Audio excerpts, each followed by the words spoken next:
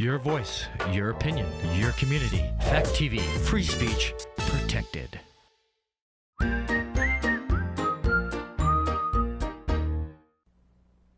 you sick of looking at Netflix and you don't know what to watch? So many movies out there, you don't know which ones are good, which ones were bad. You curious about what's out there? I'm Joey Powers. I'm Don Trettler. This is The Best Pictures. The ones you don't want to miss. Hit it. Say hello to my little friend.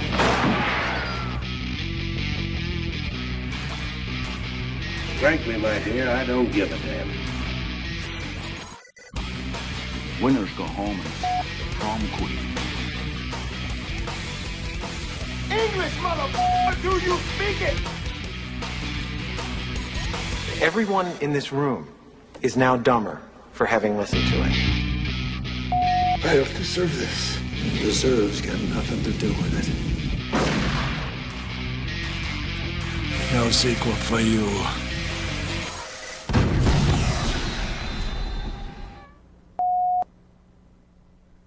Hi, and welcome to another edition of The Best Pictures. I'm one of your hosts, Joey Powers. Hey, and I'm Don Trettler. Welcome to the show. Happy New Year. Happy New Year. You know, last week we were off because the station was closed, but we're back this week. But it also did give us a chance to go see another new movie, which is nice. We've been seeing a lot of new movies lately. Yeah. And we went and saw the Fabelmans. Steven Spielberg's new movie. Yes, very good movie, I thought. You know, it once again was on the kind of lengthier side, like 2 hours, 40 minutes or whatever. Right. Gets pretty high. I think at 7.9, I think it was on IMDb. So I thought that's, I think that was probably pretty much in line with what, I think that's pretty accurate. The kid that plays, I forget what his name is in the movie now. But, yeah, me too. But he was great. The one that, like, when he was in high school and stuff. I mean, I thought the younger one was too. And Michelle Williams was great. I mean, she's pretty much always great in everything. Yeah. I guess we were talking about in the car ride back. Paul Dano's always great and everything, but it wasn't like a role where I could see him getting nominated for anything. No. Like, the character just, to me, didn't stand out. As opposed to... No, he had to have a lot of, like, inner drama because he was the type of character that was not emotional. So Right. he didn't have a lot of stuff that Right. came out. A lot of his stuff was kind of really internal stuff. And he's a great actor for that. No, absolutely, yeah. But it's just not the type of character But- you're going to get No. win awards for. No. Maybe Michelle Williams. Probably. And I forget his name, from the dad from Independence Day. The dad from Independence. Oh, Judd Hirsch. Judge Hirsch, yeah. Yeah, Judd Hirsch. Very Holy small, Moses. very small role, but he nailed it. He did. You know, I think he was absolutely great in it. And this is nominated for a bunch of Golden Globes as well. And I think it's, obviously the nominations haven't been out yet, but a lot of people have been talking about it being the front runner to win, like Best Picture, Best Director.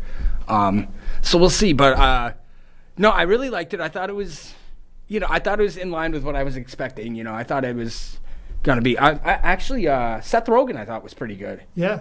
Because I've never really seen him do, like, drama. And it was definitely not like a comedy movie at all. That's true. Seth Rogen doesn't do a lot of I've never seen him do, I don't think, anything non-comedy drama. things. Well, before. good for him. I'm glad somebody finally cast him. And Yeah. I like to see people do that. I like to see people go outside of their ranges, either the comedians or straight actors doing something funny. Right. I think it works out well. I mean, we've had a few instances we've talked about before. Robin Williams. Right. You see Robin Williams, Good Morning Vietnam. That is kind of a little drama. But, I mean, you think of Popeye and stuff like that, but then you see, like, Good Will Hunting, Dead Poets Society, Insomnia. I like him a lot better as an actor than a comedian. Yes. And I know that's going against the grain for everybody else. He was a very good comedian. Absolutely. But, like, Mrs. Doubtfire was great. But, I mean, seeing him in dramatic roles, it's like, wow, this guy really is a very talented actor. Right. And I feel like you could almost say that, even though it's not on the same level as Robin Williams, but Tom Hanks was really comedy when he first started. He was. And Philadelphia really broke that streak, and then the next year he did Forrest Gump again, and now you rarely see him in anything that's not a dramatic role. That's true, right? Though his upcoming one. Yes. No, we're going to get looks like there'll be some comedy. There was one other example that you had actually mentioned to me was, you always see Adam Sandler in these dopey, stupid comedies, and it's gotten to the point where they're, like, completely out of control. Like, I won't even watch anything he's in anymore. But, what was it called again? Uncut Gems. No. Is that the one you're thinking about? No, the Paul Thomas Anderson one? Oh, shoot. I should know that. I mean, because that is so not Adam. It'll come to me. So not Adam. Punch Drunk Love. Right.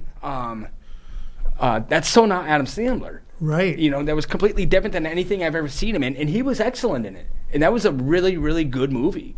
You know, kind of difficult to watch because it was a little just out there. But I mean, it was really good, and I just, you know, ever since then and even before then, you never really seen Adam Sandler do anything serious. You know, they're mostly all goofball comedies. True. And Bill Murray.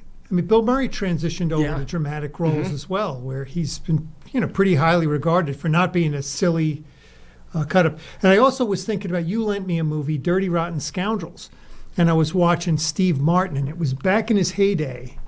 You know, back when he was as popular, or probably at the peak of his popularity. I mean, you don't really see much of him anymore. No. But I think he's done that too. He's been able to to do some serious roles. I guess he hasn't really caught on, but he used to be really silly. No, it's just nice to see, you know, that, and you know, these actors show that they can do more than just one, you know, like the Terry. I'd like to see the reverse too. Like, I like it when, for instance, Robert De Niro, when he did Meet the Parents. Yeah. No, that's a good point, because he's always like the serious tough guy. I would have loved to have seen, while he was still alive, Charles Bronson do a comedy. I couldn't even imagine what that would be like. That would just be so, like, yeah, I couldn't even imagine. All he would have to do is just keep a straight face, but just do comedy. He'd be hilarious. He would be, yeah, because you would not expect that from him at all. But yeah, getting back to Tom Hanks, we did get to see the extended preview for A Man Called Otto. Yeah. The first thing I thought of was, it looks like a funny version of Gran Torino, because he's just like a cranky old man that doesn't like anybody. Right. And then he just befriends a family next door. And I think this is based on I thought it was a European series, but it might have been just a movie called Man Called Ove. Oh yeah. I mean, it looks good. I mean, it looks really good. We got to see it, and as soon as we saw the preview, we were like, I would definitely go see that. Oh yeah, me too. So it is opening this Friday nationwide. It actually averaged, it opened in 4 cities and made $60,000. So average was $15,000 this weekend, which is the second highest of the weekend, only behind Avatar, which was number 1 yet again at the box office. It was like $64.3 million, the 4th highest third weekend of any movie of all time. Wow. It's soon going to be past Maverick as... Well, no, I guess that doesn't make sense because it's the new year now. I don't know. But it's at like $1.39 billion. So it's going to pass Maverick, but not as the overall 2002 because it would actually still be going in this year. But it's going to pass Maverick anyway and be in the top like 7 or 8 already. Wow. Worldwide all time. So yeah, it definitely has legs. It didn't open as high as they expected, but they said at the same time, James Cameron movies generally do have legs, and they tend to just keep going and going. Probably word of mouth. It already passed Black Panther. You know, in its third weekend, it already passed. Black Panther for the number 2 movie of 2002, behind only Maverick. Because I think Doctor Strange might still be in front of it. Actually, really? I think Black so. Adam. Oh no, it's way past Black Adam. Oh. But yeah, I mean, it's gonna keep going. I mean, they don't know if it's gonna hit the original or even Maverick, but it's definitely gonna make probably at least $600 million. Yeah. You know, just in America, that's pretty impressive. Well, that's good because it was a long time waiting, and they talked. You know, it was really talked up a lot. We saw the trailers several times at movies that we went to see. It was all over the place. Yeah, and I don't know, the trailers didn't really do much for me. I remember that. That was kind of like we watched the trailers and thought, oh, what are they really showing us? Yeah, not really anything. The big line that I remember from the trailer was, "This family will be our fortress." And I don't really remember how that came into the... Well, I guess it kind of comes into the movie itself. Yeah, no, it does. It definitely does. I actually didn't remember that part from the trailer. But I honestly, because I hadn't seen it, I didn't know what to expect from any of the trailers or even the movie itself. Right. Know? It's playing here in town. I think they have it for 4 weeks. So next weekend is probably the last weekend. They've also got E.T. the Extraterrestrial. I saw that Steven Spielberg. classic movie this Wednesday. That would be fun to see. I actually saw that on the big screen when it came out. I think I did too. I think I was 3. 3 or 4. I don't remember it obviously, but it was one of my friend's birthdays. I think I took Jake to his first movie was Pixar, Cars, and he didn't have the attention span to sit there for 2 hours. Yeah, he must have been really young right when that came out. So they also have Classics Night next week. It's Humphrey Bogart, To Have and Have Not. I saw that. I think I want to see that on the big screen. I think I'm going to try to see it. I haven't seen any of his movies because I don't know what it is. I don't like black and white. I don't think I do. I've like It's a Wonderful Life. I've seen.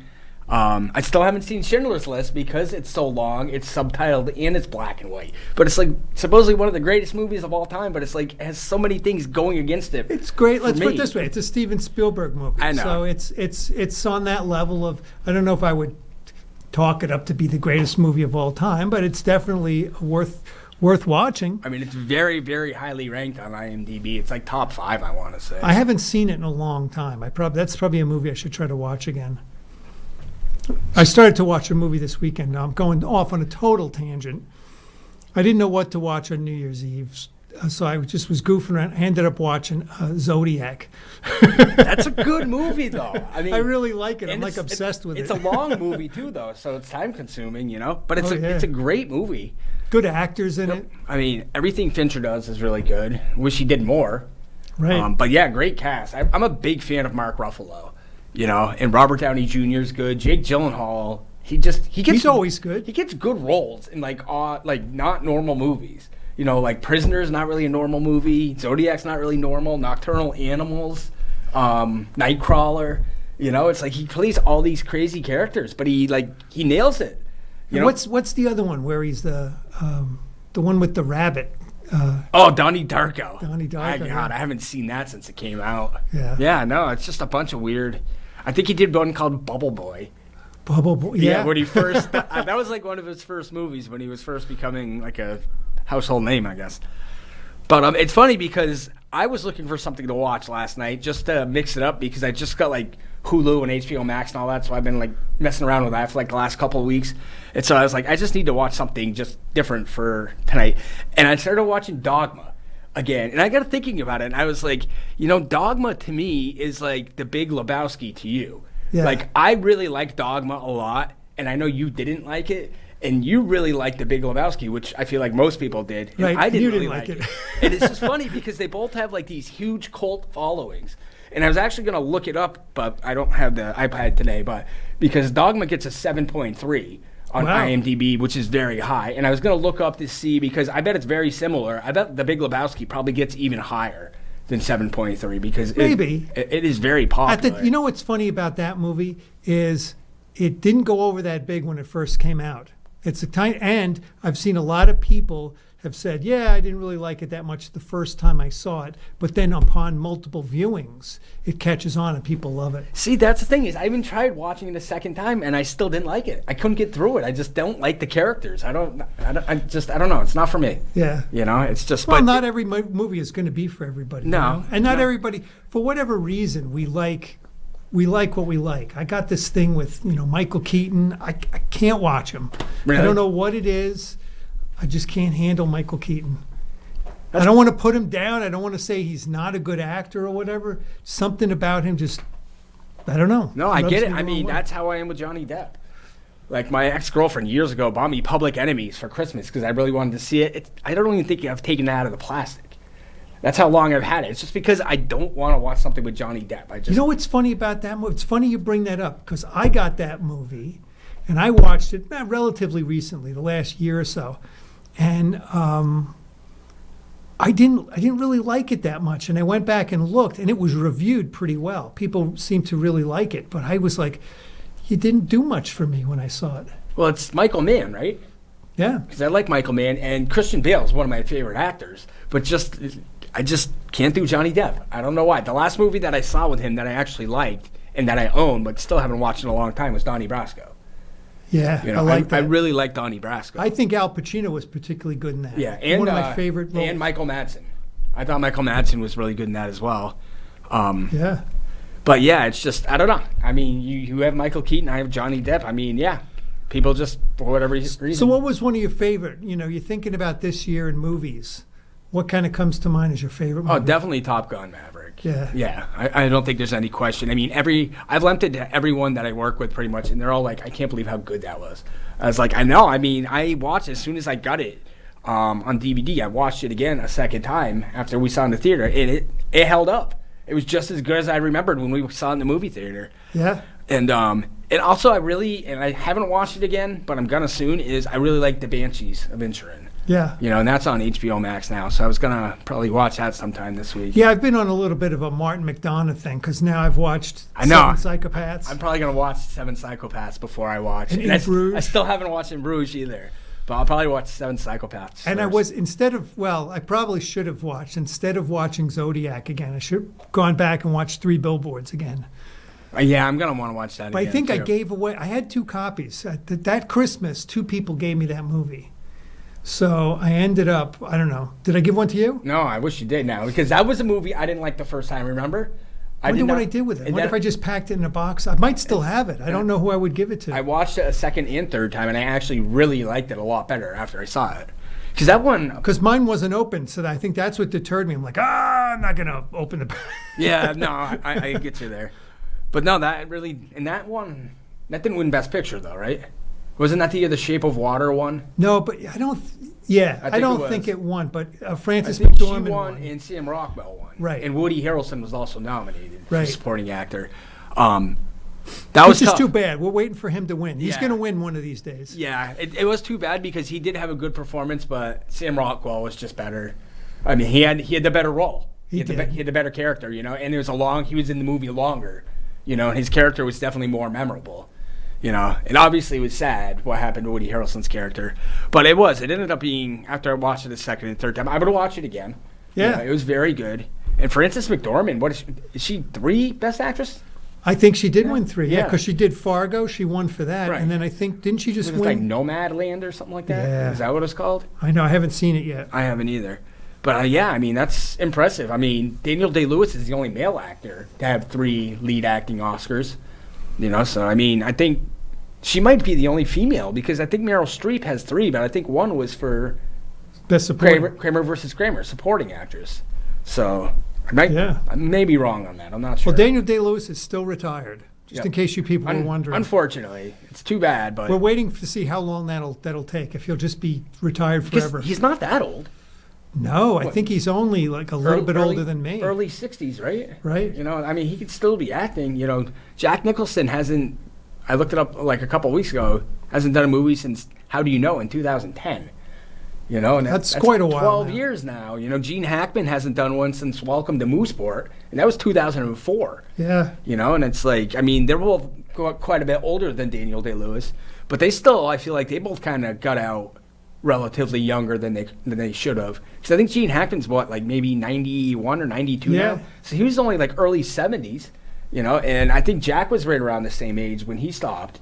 I don't know if either one of them ever officially retired, or they just, I know. Yeah, I don't know. I think Daniel Day-Lewis actually did say, "This is my," what was it, Phantom Thread? He's like, "This is my last movie." I thought Gene Hackman did kind of announce it. Did he? But Jack Nicholson, I don't remember ever hearing that. That would have been big news. It would have been like a huge story to hear. I think he just stopped. By the way, did you hear about Jeremy Renner?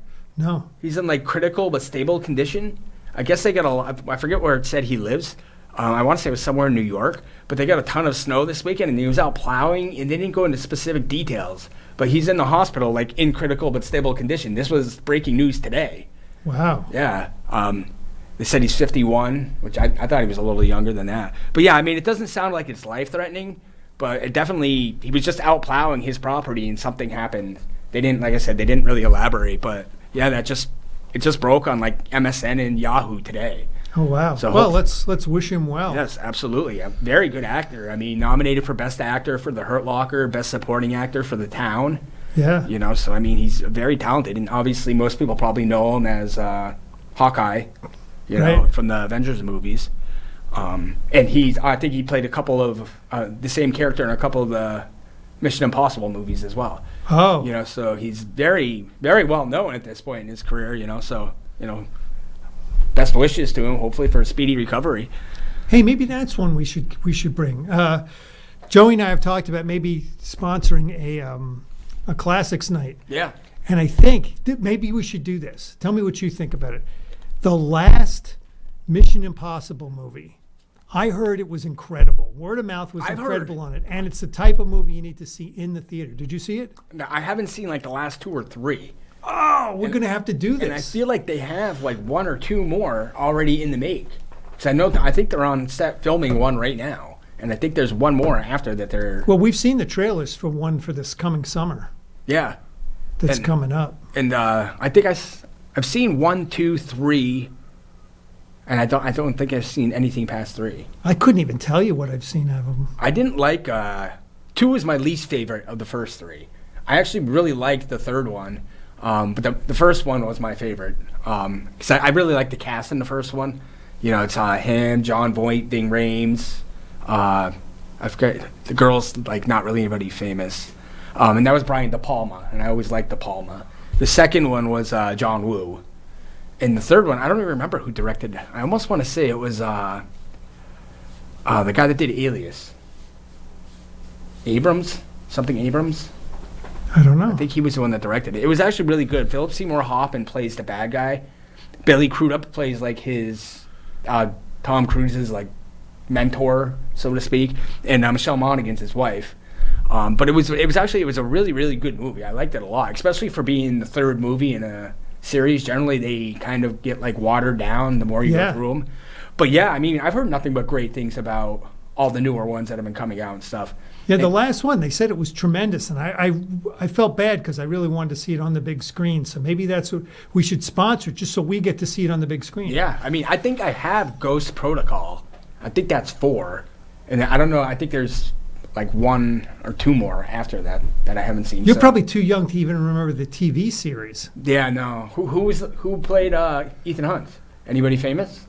Oh shoot! I want to say it was not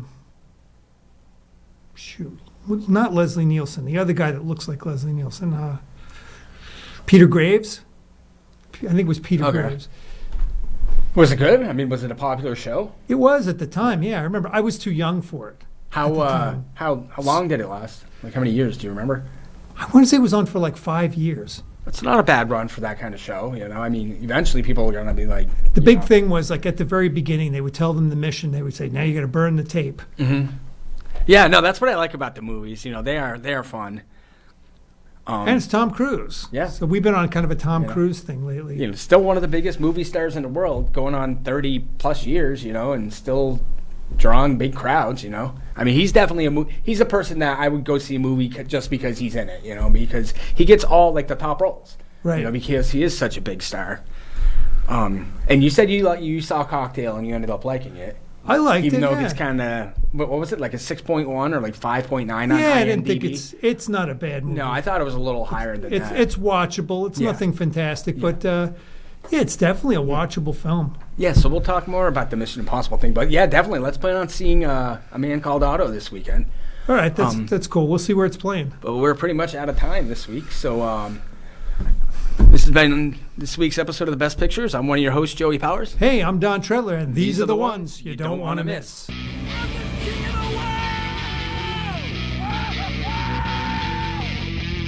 Gentlemen, you can't fight in here. This is the war room. Here's Johnny. Go ahead. Make my day. Life moves pretty fast. You don't stop and look around once in a while, you could miss it.